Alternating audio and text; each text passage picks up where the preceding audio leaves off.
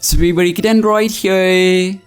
So, Apple recently unveiled the brand new iPhone 15 series, and Apple used new titanium material and even promoted this new phone as even stronger than the past generations. But several durability tests of the device revealed something really strange.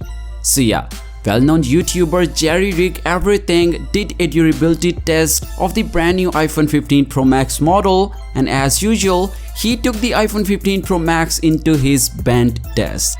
And look at that, it cracked the rear panel at the initial stage. The tester as well as all of his viewers shocked by the fact that this has never happened before, especially with iPhones, because genuinely speaking, after like the iPhone 6 series, Apple made the iPhones stronger when it comes to the bend test. Even if you look closely to the video, you will see that not only the rear glass but the titanium panel is also damaged. So the test basically revealed that Apple used low quality material on the iPhone 15 series.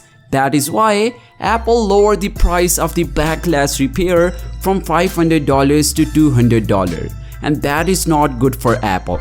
At the same time though, let's talk about Huawei's latest smartphone, the Huawei Mate 60 Pro, which is genuinely tougher than ever.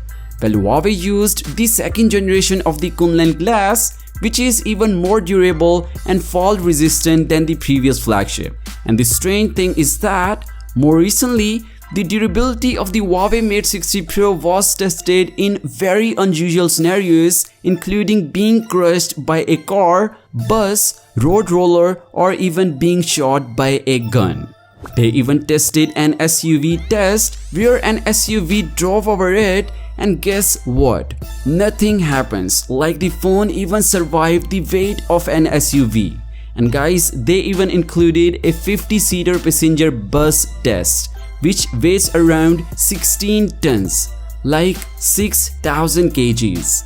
Once again, the Huawei Mate 60 Pro was placed on the pathway and run down by the bus. Surprisingly, the Huawei's flagship once again showed no sign of external damage. However, it became unresponsive and the screen blacked out.